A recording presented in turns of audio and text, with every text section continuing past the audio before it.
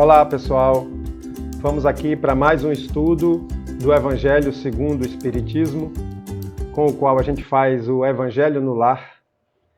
E nós estamos já no capítulo 28, estudando as preces. Estamos fazendo aquela parte das preces por nós mesmos, né? Prece por aquele que ora. Já fizemos algumas e vamos fazer hoje essa aqui, ó, prece num perigo iminente. Num perigo iminente. É o item 34 e 35 do capítulo 28. Lembramos sempre que essas preces não são modelos a serem seguidos rigorosamente. É uma ideia que é dada pelos espíritos para que a gente possa raciocinar a situação. E aí fazer a prece adaptada para a nossa vida, para nossas circunstâncias. Perigo iminente. Primeiro, a palavra perigo é uma condição de ameaça, né? É uma condição em que a gente vai estar exposto ao risco que pode ser até de morte ou de se machucar gravemente, né? É um perigo. Eu acredito que o perigo também possa ser até alguma coisa que vai afetar emocionalmente. Mas a definição é essa, que pode levar a uma lesão ou a morte. E iminente é uma coisa que está prestes a acontecer. Está iminente, está para acontecer. Então, um perigo iminente é uma situação em que a gente sabe que a gente vai se jogar num perigo, vai ter que enfrentar uma situação de perigo. Por qualquer circunstância da vida, você já está prevendo que vai enfrentar essa situação. E aqui eles sugerem a oração. Antes tem um prefácio para explicar algumas coisas, né? Antes de começar a leitura, a gente tem que lembrar, como a doutrina espírita traz, que a gente tem que fazer de tudo para permanecer nessa encarnação, para levar ela até o cumprimento do nosso plano reencarnatório. Então a gente não pode facilitar com a vida do nosso corpo. Nós somos espíritos, nós não morremos, nós saímos da vida encarnada e entramos na vida dos espíritos, no mundo desencarnado, mas a gente tem que fazer de tudo para permanecer aqui, como uma pessoa que quer estudar e permanece na escola, permanece na faculdade, mesmo com as dificuldades. Ou a pessoa que quer se curar e permanece no hospital, permanece no tratamento. Se abandonar, vai ser pior, porque vai voltar a sentir as dores que estava sentindo. E muitas vezes, essa vaga no hospital não está disponível sempre, falando aí da reencarnação. Se o espírito desencarna por negligência, por se jogar nos perigos por conta própria, e se arrepende, ele não vai ter como reencarnar imediatamente, na maioria dos casos, né? Então, a nossa organização biológica ela é muito frágil. A gente sabe que a gente pode perder a vida com uma pancada, com uma queda. Então, é uma organização biológica muito frágil. E é responsabilidade do espírito estar atento e tomar conta da sua vida, do corpo. Porque tem também os perigos naturais. Os perigos naturais são aqueles que não são criados por nós. A gente passa pelos perigos que já são da própria natureza. E tem os perigos que a gente mesmo cria para a gente. A pessoa que vai praticar um esporte radical e que bota em risco a sua vida, claro que os esportes hoje são cheios de equipamentos de segurança, mas quando a pessoa se joga num perigo por conta própria, o espírito, na verdade, aquela alma, que é o espírito encarnado, está assumindo um risco de desencarnar. E muitas vezes enfrenta arrependimentos. Mas a oração aqui não se trata de esportes radicais. Se trata da vida nos colocando na iminência de um perigo. Então, vamos aqui no prefácio.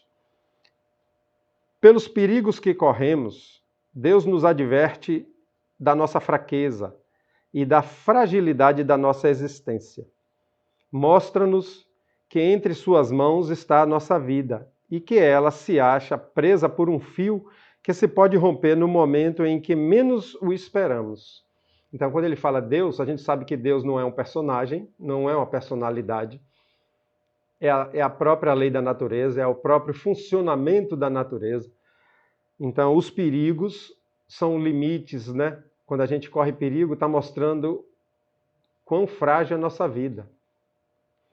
Eu andei de moto a vida toda e já passei por certas situações em que eu vi o quanto a nossa vida é frágil, o quanto a gente tem que tomar conta dela, para que não desencarnemos. Sob esse aspecto, não há privilégios para ninguém, pois que as mesmas alternativas se encontram sujeito assim o grande como o pequeno. Então a condição é igual para todos. Não existe pobre, nem rico, nem grande, nem pequeno, nem poderoso, nem frágil. Essa condição da fragilidade do corpo é para todos. E geralmente quem tem mais poder, quem tem mais acesso às coisas, até pelo dinheiro, muitas vezes se expõe mais. Se expõe mais nos esportes, nas viagens, nas aventuras. Então, é colocado aqui como uma obrigação do espírito, como dever do espírito, cuidar de sua vida. E quanto mais a gente se percebe espírito, né, porque espíritos são pessoas, quem está do lado de lá desencarnado a gente chama de espírito, mas nós somos espíritos. Estamos aqui no corpo, mas é tudo gente. Se examinarmos a natureza e as consequências do perigo, veremos que estas, as mais das vezes, se verificassem, teriam sido a punição de uma falta cometida ou da falta do cumprimento de um dever. Quando ele fala que a punição de uma falta cometida, essa é uma linguagem do século XIX, uma linguagem mais da religiosidade que prevalecia na época, mas, na verdade, é o sistema da natureza de causa e efeito, né? Se eu provoco, se eu me coloco naquela situação, se eu faço aquilo, se eu boto 150, 180 num carro, eu estou ali assumindo a responsabilidade de colher as consequências disso. Então, é como se fosse uma punição.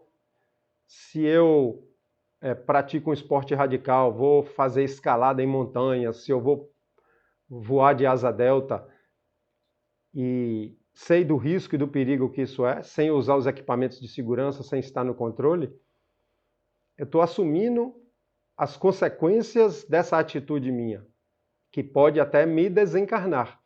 E muitas vezes o espírito chega do lado de lá até cheio de remorso, se sentindo até suicida nesse caso, né? Porque não queria morrer, mas se jogou naquela condição de perigo. Isso acontece muito quando a gente está muito focado nessa vida atual, quando a gente esquece que é espírito e quer viver plenamente os prazeres e os gozos dessa vida encarnada, sem lembrar da vida espiritual. Então a gente se joga em todo tipo de risco, principalmente quando somos mais novos, né? Que os jovens têm uma ilusão inconsciente de que não morrem, de que são mais poderosos. A gente, quando vai amadurecendo, a gente vai tomando consciência, vai tomando conta mais da nossa saúde, da nossa vida, pelo menos em maioria, não é isso? Então, quando a gente se vê numa situação em que sabe que vai enfrentar um perigo, e aqui não é por vontade própria, porque se a pessoa está se colocando em fazer uma prece para pedir ajuda, não é que ela está se jogando por vontade própria. É porque a coisa aconteceu e a circunstância está ali. Vamos imaginar alguma coisa aqui, eu estou num avião e o avião está em alto grau de turbulência com algum problema. Então ali, não foi minha vontade. Eu não provoquei a situação. Então ele aqui dá essa ideia de prece. Vamos lá. Deus Todo-Poderoso, e tu, meu anjo guardião. O anjo guardião é aquele espírito que cuida de nós, que se propôs a nos ajudar nessa encarnação, né? O anjo da guarda, que é um espírito também, que é uma pessoa também, que nos ama. E tu, meu anjo guardião, socorrei-me. Se tenho de sucumbir, que a vontade de Deus se cumpra. Então, aqui ele já colocou até assim, se tiver que ser, se for do plano reencarnatório, como no Pai Nosso, né? Quando a gente fala, seja feita a vossa vontade. Então, que se cumpra. Se devo ser salvo, que o restante da minha vida repare o mal que eu haja feito e do qual me arrependo. Então a gente pode adaptar isso para a nossa situação, quando sabe que vai se colocar num risco. Tentei imaginar situações, por exemplo, vai se colocar numa cirurgia perigosa, uma cirurgia de alto grau de risco. Então você vai se colocar num perigo iminente e pede ajuda. E confia em Deus. É nesse momento que a fé funciona. É nesse momento que a consciência de que somos espíritos deveria funcionar. Porque ser espírita, entender que somos espíritos, acreditar nisso, ainda é pouco para que a gente tenha harmonia e equilíbrio diante das dores da vida. A gente tem que ter consciência e se sentir espírito. Perceber que essa passagem aqui é mais uma das nossas existências. E o melhor de tudo, não se jogar espontaneamente em risco de vida, em perigo de vida. Estar sempre atento a essas situações e evitá-las, para que a gente viva a vida longa aqui, cumpra nosso plano reencarnatório e quando chegar o momento certo, que a gente vá pelas mãos de Deus, não pelas nossas. Que Jesus nos abençoe e vamos ficar por aqui. Um grande abraço, até o próximo.